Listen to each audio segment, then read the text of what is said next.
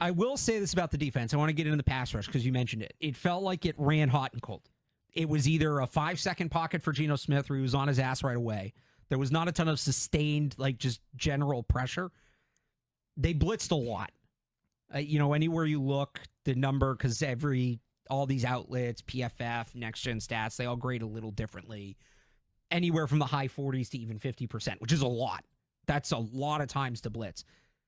That game plan, to me, makes a lot more sense when you have Christian Gonzalez. Yeah. All right, we've got Carlton Davis on this side. We got Christian Gonzalez on the other. We're not expecting these receivers to break open quickly. And so we can send more pressure and we can get right on him because he's not going to have a quick outlet. Marcus Jones in the slot being a part of that as well. I think they may, and there were times, so for instance, the deep ball to Dante Thornton, that was kind of the dagger there late in the game on the 3rd and 20.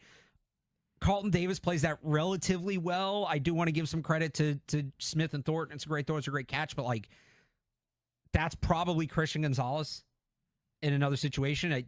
I've seen Gonzalez play that ball differently. They might have missed Gonzalez. And you saw at times Alex Austin and, other corners get beat. I think they missed Christian Gonzalez more than we thought they would. The game plan was a little all over the place. There were some things where they just got too cute. Dropping Milton Williams and Christian Barmore in a coverage on a 3rd and 11. And sending Spillane and Ellis. Yeah.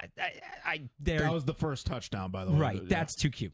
That's too cute. But, like, clearly, there are other things I think will make more sense once they have Christian Gonzalez back. And they are going to get Christian Gonzalez back at some point. So, but within that, like, you're going to lose people over the course of the year due to injury. How do they adjust? And so that's where I come away from the defensive game plan. Maybe not quite as down as you, but there is a little bit of, like, I see how this is going to work when everything's going right, but not everything's going to be going right 100% of the time. And how are they going to adjust when that happens? Yeah, I think Davis is getting a little too much crap for that play. I thought he was fine in this game. I thought he was fine overall. Yeah, right. He made the pass breakup that led to the Hawkins interception. He almost had an interception of his own, if you remember. It was over the middle of the field, and he couldn't quite corral the ball there. So I didn't think Davis was that bad. And, like, he's not even going to be there. He's supposed to be their number 2 corner. He's not going to be their number 1 corner, hopefully. Hopefully Gonzalez comes back and he doesn't. Sooner rather than later, we hope. But I think he's even getting too much crap for that 3rd and 20 play. They sent 6 rushers, and they couldn't get to him. Like, the lack of pressure is what's concerning to me on that play. Like that. But, like, I think Geno Smith does deserve credit. Yeah. Like, there were plays where there were plays where he had the clean pocket. I might have said this already. No, there were plays where he stood in the pocket and they did have some pressure. He just stood in the pocket and delivered the ball accurately on time. Like, you put Drake May. Drake May was in similar situations with the pressure and, like, standing in the pocket, but he was inaccurate. Like, Geno Smith was accurate on a lot of those plays. I think he deserves a lot of credit for how he threw the ball in the face of some of that pressure. But that one play, like, They weren't really that close to him, and they sent 6 guys. Yeah, and he got rid of the ball quickly. And I get it, Davis shouldn't have bit on the double move there. Like, he got beat. Well, but I think you bite on that double move because you're not expecting there to be enough time. Yeah, to be a double move when you blitz as many as they did. I think it's crazy to look at it. They send 6 guys, can't get anyone near the quarterback. Did they send 6? I thought it was more. They might have sent more. I thought it was more. At least 6 guys. There was an Engage 8 late in that game. I don't remember. It might have been a different play. They sent minimum 6 guys going in on that play. However many they sent, they should have gotten pressure, and they should didn't. have gotten home. And it's just crazy that the amount of guys they sent, and then you're looking at Carlton Davis like, what'd you do? It's like they should have gotten the pressure. You know on what that play. It reminded me of? That's the concerning part to me. Was it last year or 2 years ago? They did this. It was last year against the Rams here. They sent an all-out blitz, and Cooper Kupp got kind of behind Jonathan Jones, and it was a similar thing where Jonathan Jones kind of sat down on the route expecting a quick throw, and Jelani Tavai and another linebacker like ran into each other on the blitz. And so they sent 8. They got no pressure. I was like, what's Jonathan Jones doing? I'm like, he's expecting there to be a rush throw. You're not supposed to throw from a clean pocket when you send 8. It reminded me a lot of that one. And that was just like a 60-yard touchdown. He was all alone for the touchdown on that play. I count they sent 7 on the Dante Thornton one. So To the pass rush point, though, another thing that was hot and cold. I'm thinking of a different. There's other plays where they said no, they. 6. I mean, they blitzed a lot. Maybe I'm thinking of the Brock Bowers 39-yard catch and run. I believe it was. You they also sent at might least 6 guys on that play. Couldn't get anywhere close. One to of him. these guys comes on a little delay too, so you might have just. It's the point stands. Your point's absolutely correct. The pass rush bigger picture too was interesting because Milton Williams and Harold Landry were really, really good in this game.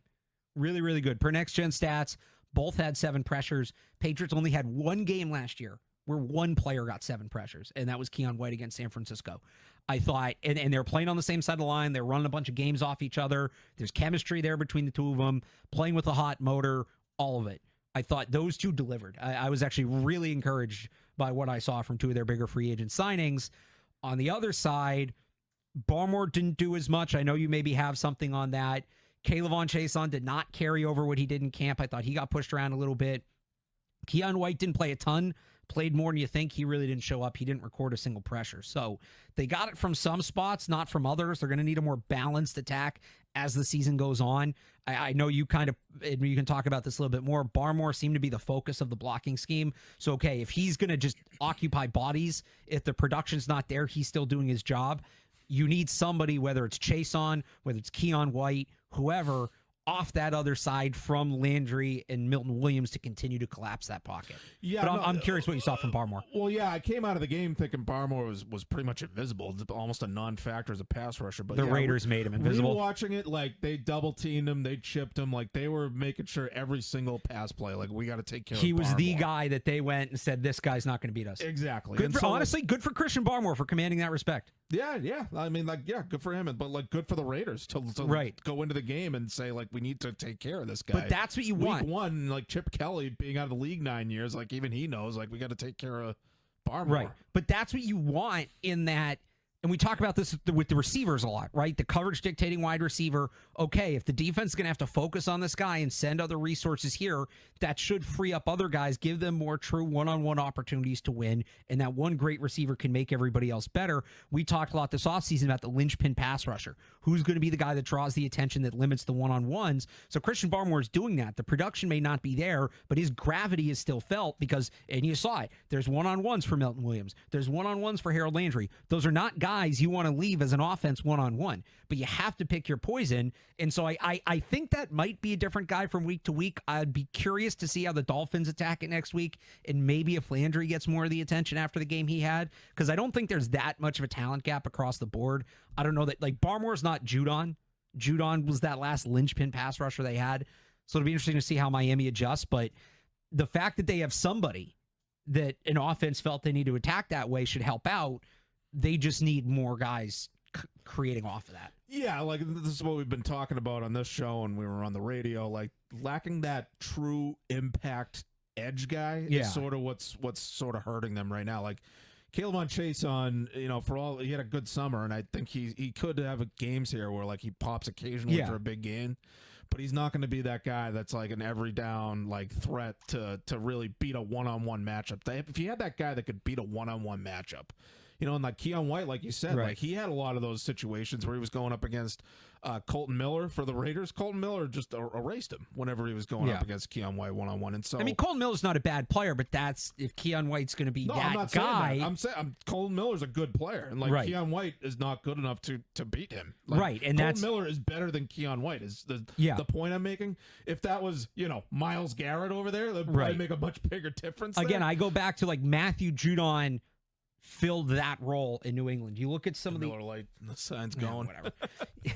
Bye. All right. You look at some of the other drink Miller Lite. All right, go ahead. You look at some of the other drink responsibly pass rushers that had success in New England around Matthew Judon. It was because Matthew Judon was drawing all that gravity. Barmore is doing it. It just schematically it looks different when that guy's coming off the edge as opposed to in the middle. Right. I think what we saw is kind of the issue you can have where your best hope of that impact coverage dictating pass rusher is on the interior. Right. Like I know like you got like the Chiefs like have Chris Jones, for instance. Like, I know he's their best pass, but they still have George Karlaftis. Like they have the guy that can really complement him on the edge. I'm not sure the Patriots have that. Harold Landry's a good player, had a really good debut, but he's not going to be that guy where like, oh no, we can't leave him just one-on-one because he's going to blow up that matchup. Like, I don't see him as quite that guy. And I just think we saw it whenever they tried to rush 4. Like, they don't quite have the horses for that, which is, I think, justifies the amount of blitzing they did. Well, but when you spend all that money on Carlton Davis to put him next to Christian Gonzalez, the plan should be to blitz. Like, their defense is built. And they blitz Davis a couple times, too. Yeah, well, one of the third one corner blitz I didn't understand. But when you have 2 elite corners, you want to be more blitz heavy. You want to take advantage of that. So I wasn't necessarily surprised in the volume in which they blitzed because they built a defense that basically said, we're gonna come after you. We're going to blitz. But you still, again, I think we looked this up after the game. I believe the league high blitz rate last year was just over or just under 50%. I don't remember if that's the blitz rate or the blitz to pressure rate, but like their blitz rate was high. And okay, but it's still, you're not going to blitz that much that like you're still going to need to get home with 4 at times.